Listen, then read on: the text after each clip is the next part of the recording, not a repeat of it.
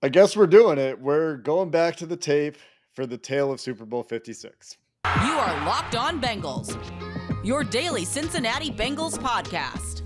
Part of the Locked On Podcast Network, your team every day.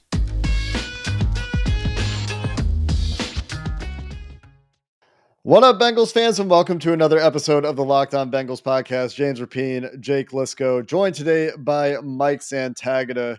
James is dancing again. He must be feeling a little bit better today. We're on the Locked On Podcast Network, your team every day. Thanks for making us your first listen. We've got Mike here with us as we have all year to go back through the tale of the tape. And Mike, where this starts is the offensive line.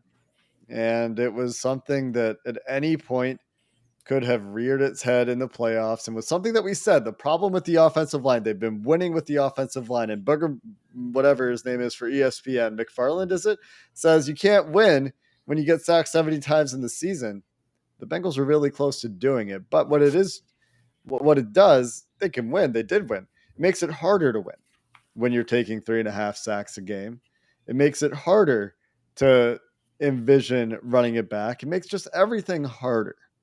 And it made it harder for the Bengals to run offense. One of the points that I made is that I don't think they're really running the offense they want to run right now, because take the last play of the game, for example, Joe Burrow can't even finish a one-step drop back. Like he kind of hops into it and looks to throw, and Aaron Donald's already there.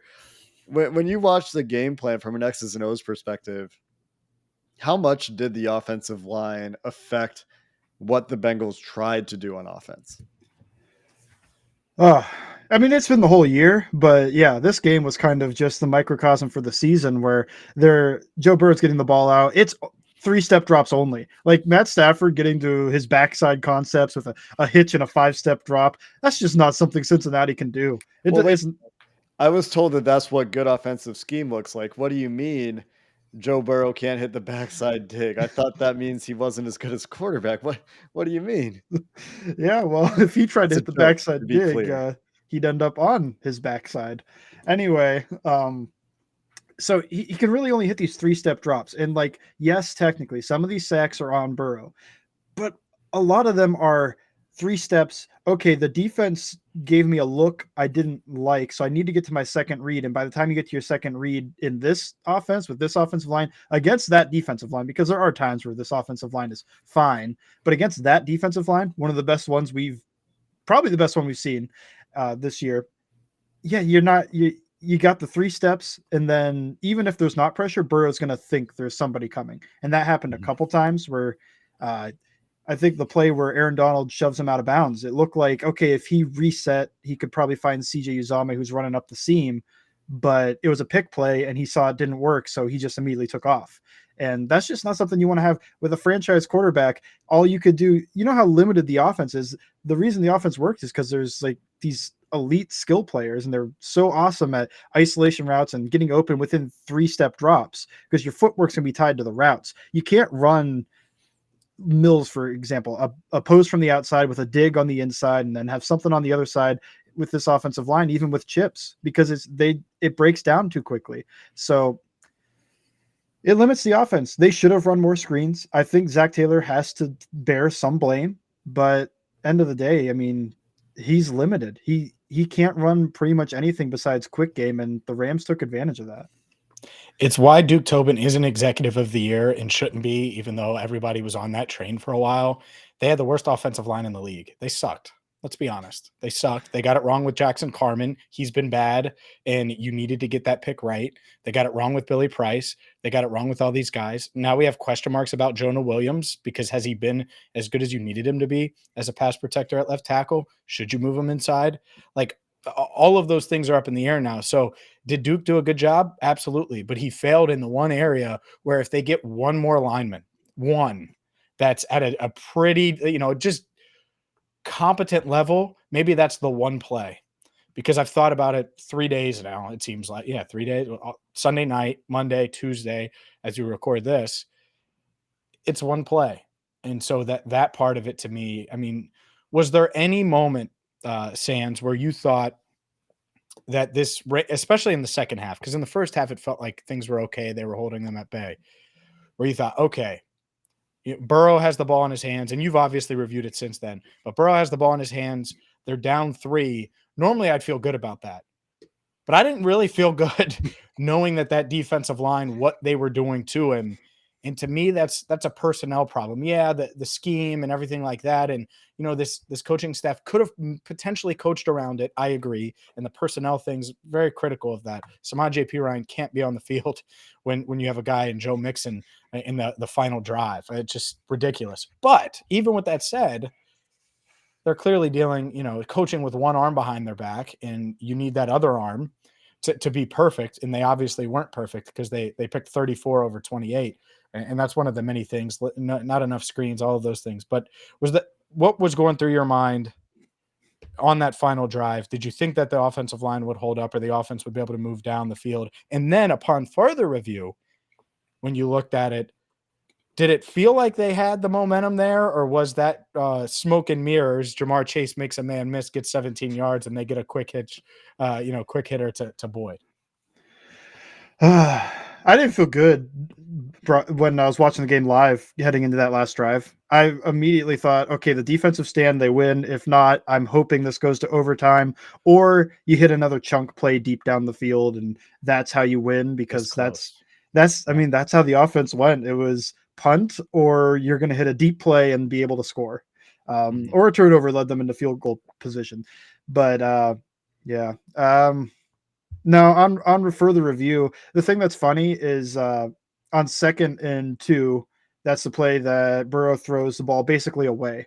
And what he's doing there is he's reading his alert. And like I mentioned earlier, he's a one read and get that ball out, because with this offensive line, you don't have time to hit 3 steps, hitch, turn, look on the other side of the field.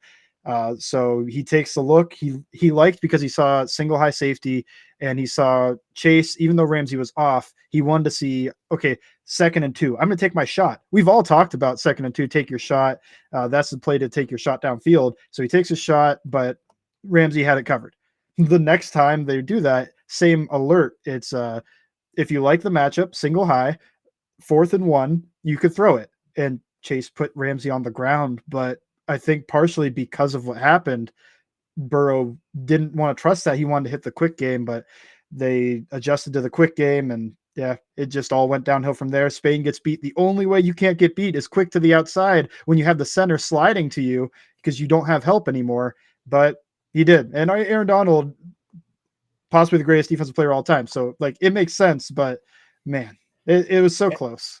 And the thing is, with Burrow, you know what the last thing he wants to be is a one-read quarterback. That's the last thing he wants. He wants to do the opposite of that at every play and extend every play for as long as possible.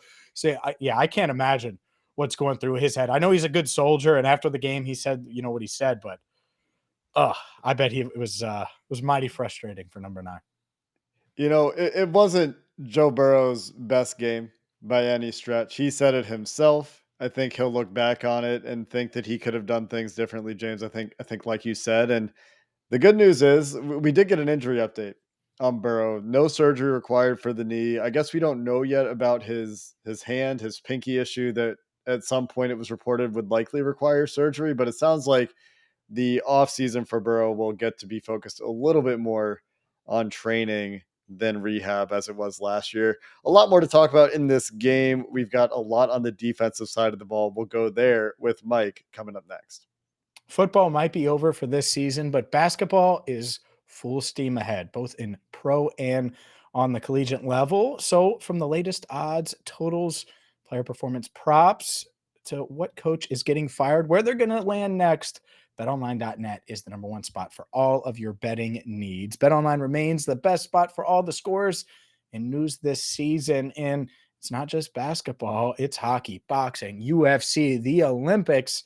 So you need to get there right now. BetOnline.net.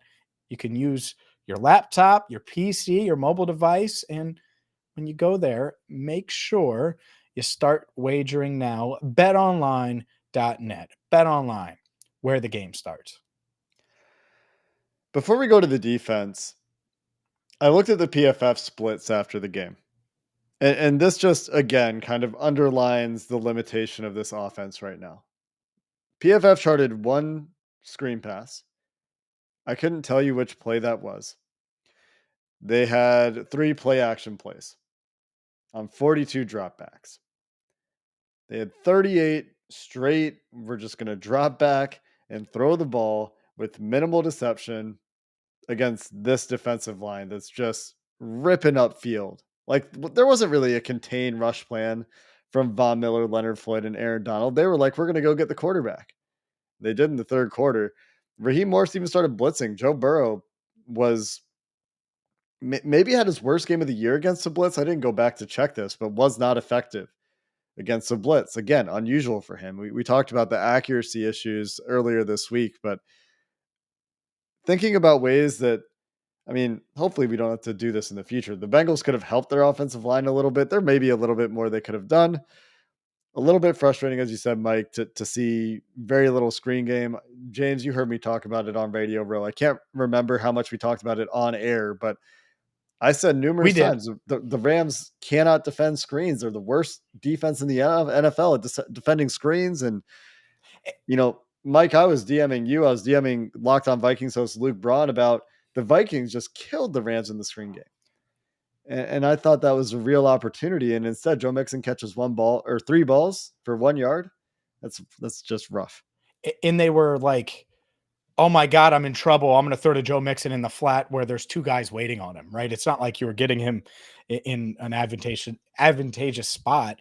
And here's the other part.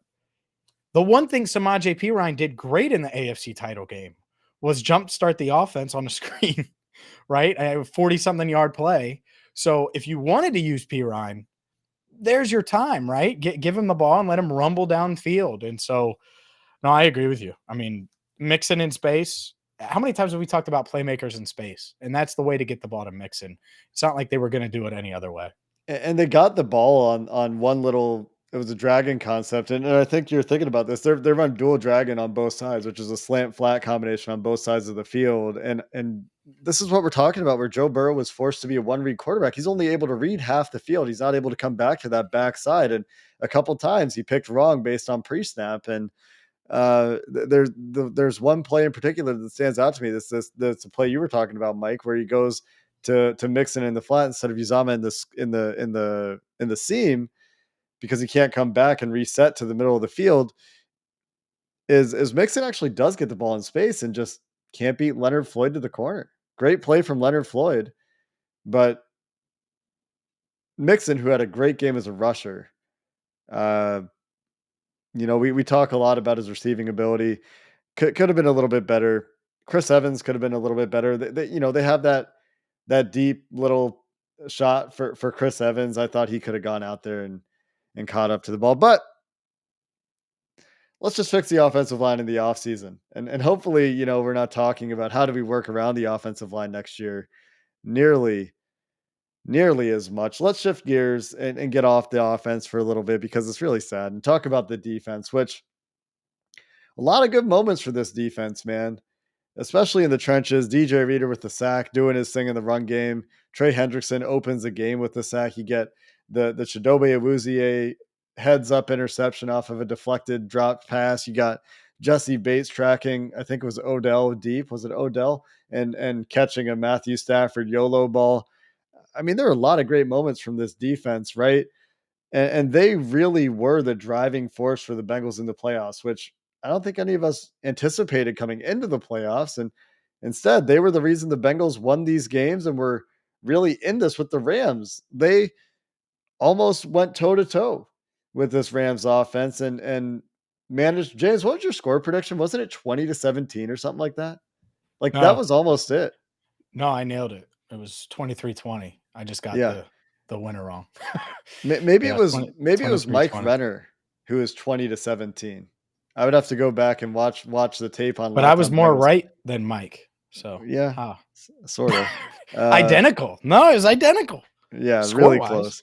But Mike, from this defense, was it special, or what was it that bothered Stafford? Because it seemed like when the Bengals didn't blitz, and I can't believe they blitzed at all, actually. Matt Stafford did take those extra beats a few times and was the Matt Stafford that he was in Detroit. Yeah. Well, first it starts with Sean McVay trying to hammer the run game and the Yeah. Bengals front just dominating the Rams in the run game. I mean, DJ Reader and the linebackers. I mean, DJ Reader keeps the linebackers clean, of course, but you had Logan Wilson clean running through, making wonderful stops. You had Jermaine Pratt doing the same thing. Both of them were great tackling, and Sam Hubbard had a nice game against the run.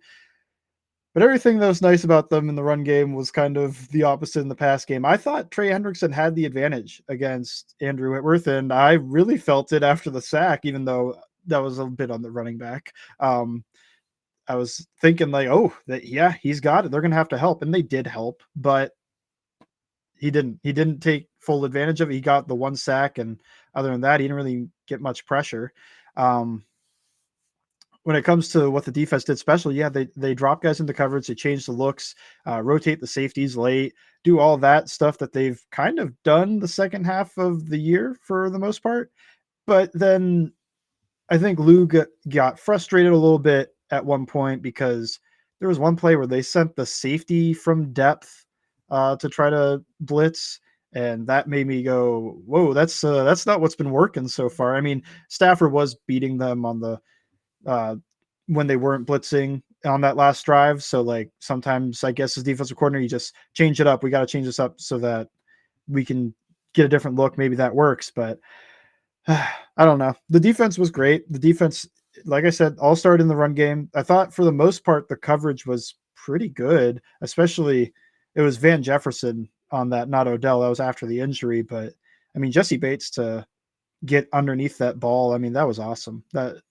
It was an out of structure play. It's a play you think with Matt Stafford's arm strength. I mean, if it gets completed, everybody talks about, oh, he's rolling to his left, falling away, throwing it deep, but instead it's an interception. So we're not going to talk about that, but great play from him. I thought he was great the whole game. I thought the coverage held up until the last drive, and specifically kind of Eli Apple on the final 4 plays is where it really fell apart. Like there were parts where we have Mike Hilton on Odell on a wheel route. That's a mismatch that probably should have been checked out of. Speed at 3 check. You know, we can't keep Mike Hilton on this guy. That's Odell Beckham. He's really fast, and that's well, I don't know about really fast, but very good receiver, very shifty, mostly an outside guy.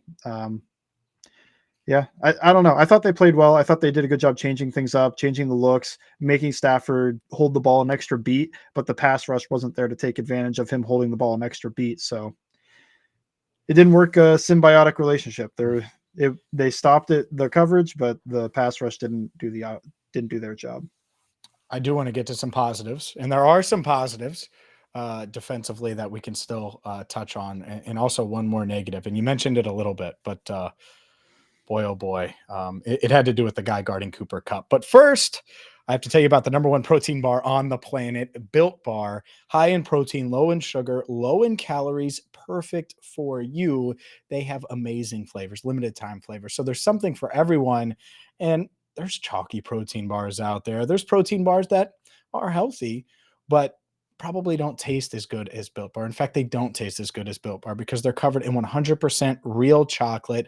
Like I said, they're going to be high in protein, low in sugar, low in calories. And whether you just need a midday protein punch, a healthy snack to get you in between meetings to tide you over, or maybe it's a post-workout a bar that's going to fit your calories, fit your macros, Built Bar is the bar for you. Check them out right now. Built.com. Use promo code LOCK15 and get 15% off your order. Again, use promo code LOCK15 for 15% off at Built.com.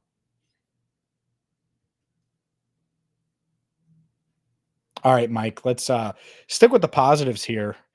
Or no, negative. I tease the negative first. Let's talk about Eli Apple. At any point, any moment, I'll let Jake be positive.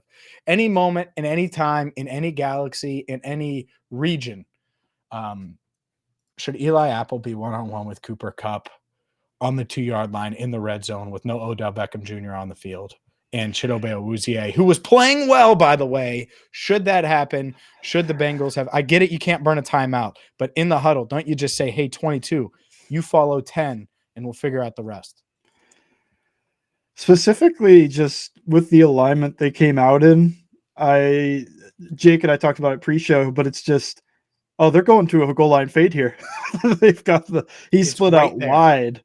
Like they wide, don't wide. really split out Cooper Cup wide very often in the first place, and on the inches 1 yard line. Yeah, I think a lot of Cincinnati saw that coming. Yeah, it's been what everybody on paper has said. The weakness of this defense is Eli Apple starting, but Eli Apple's been fine. Eli Apple's been fine. And it finally fell apart. It finally was what everybody said it would be. It was finally, oh, that's the Eli Apple I remember. That's the Eli Apple that left New York, left New Orleans, wherever else he's been. That's what everybody remembers. And he was fine. Like, it wasn't all just Lou Anarumo scheming around him or whatever. He was playing pretty well, like in man coverage, all that stuff. It's just when it came down to it, and he's got the size, but doesn't have the ball skills to do that. I almost think that on that goal line, maybe you have a goal line package where you bring in. I thought it after, like, what if you bring in Trey Flowers there and they align in that look? You got a big guy there on Cooper Cup. That's gonna be a little tougher to run that goal line fade. Condensed area, you're not worried about getting beat deep because he's a little bit slower. I don't know, but that's shoulda, woulda, coulda talk. Yeah, I don't know if that's gonna fly. I did. Cheeto is right there. Yeah. Well, my thought is they might have been worried a tiny bit about Cheeto because he left the game with an injury for a second. So I think maybe second. It was for a second, though. Yeah, it really was. It was, and you want to put your best on their best. I would have done that. The Galaxy Brain move of Flowers was also there, I will say. But other than that, just not Apple. Just on paper, I'm like, oh, that's where I would go. If I saw that alignment, like singled up, that doesn't matter if it's man zone. I mean, whether he's man or zone, that's a solo one-on-one play. Yeah. Of course, at that point, the Rams have multiple opportunities from the 1 yard line because that's the third straight play where there's a penalty before the touchdown. So Eli Apple in the Super Bowl took 59 snaps at left corner, 0 snaps at right corner. He was in the slot a little bit when the Rams went 3 and 4 to one side, which I think they did a couple times, but for the most part, was playing where he's played all year, which is that left corner position. And the Rams, they've seen it for the whole game, right? They're seeing that Chidobe Awuzie is not changing sides. He's gone into the slot a few times. He followed Cooper Kupp into the slot a few times, but if I can sit here and look at the fact that he had one snap, sorry, Cheeto apparently had one snap on the left side in the game.